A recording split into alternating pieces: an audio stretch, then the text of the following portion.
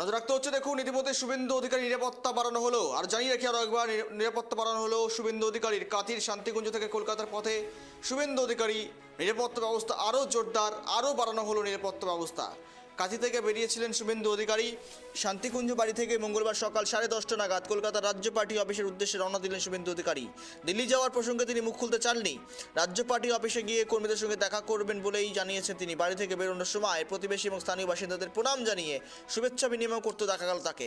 এদিকে শান্তিকুঞ্জ এলাকায় রাজ্য পুলিশের পক্ষ থেকে নিরাপত্তা আরও জোরদার করা হয়েছে।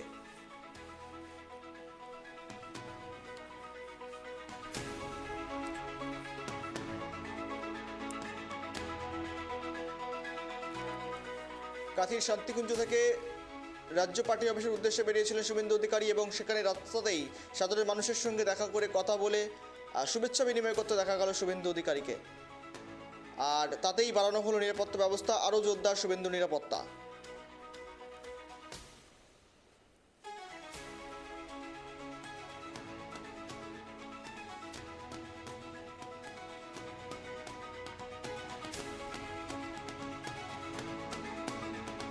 কলকাতার পথে শুভেন্দু অধিকারী এবং নিরাপত্তা ব্যবস্থায় ব্যাপক জোরদার। এই মুহূর্তে বাড়ানো হলো শুভেন্দু অধিকারীর নিরাপত্তা ব্যবস্থা।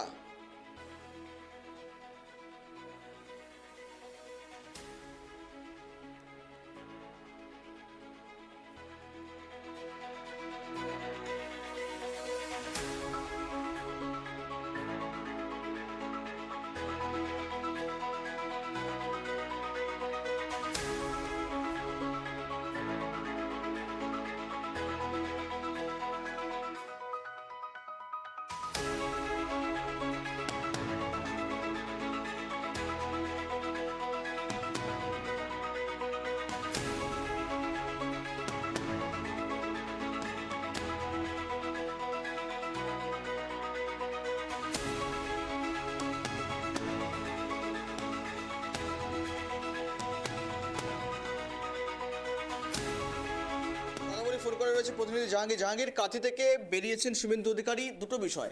এক হচ্ছে নিরাপত্তা ব্যবস্থা আরও জোরদার, আরও বাড়ানো হলো নিরাপত্তা ব্যবস্থা শুভেন্দু অধিকারীর। পাশাপাশি দিল্লির ব্যাপারে তিনি মুখ খুলতে যদিও বা চাননি।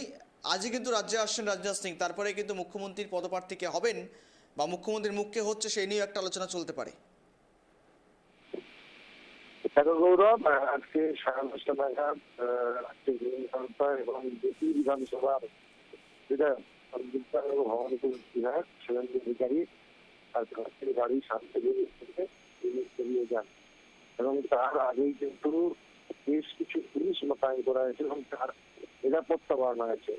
সংবাদ মাধ্যমের সঙ্গে নির্ধারণের পর তিনি প্রথমে যাবেন কলকাতার যে রাজ্য পার্টি অফিস আছে বিজেপি, সেখানে যাবেন। সেখানে বিধায়কের সঙ্গে বৈঠক করবেন এবং তিনি দিল্লি যাবে কিনা তিনি কিন্তু মুখ্যমন্ত্রী চাননি।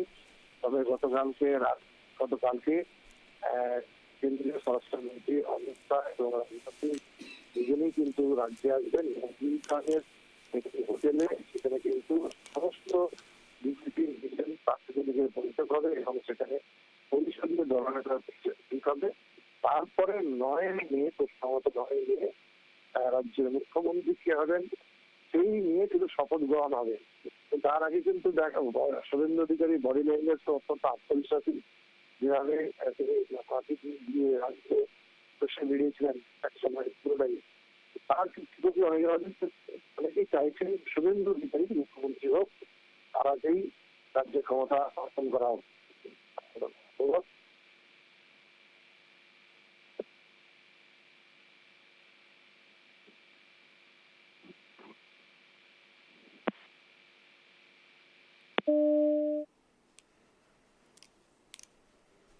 বেশ, ধন্যবাদ জাহাঙ্গীর সঙ্গে থাকার জন্য।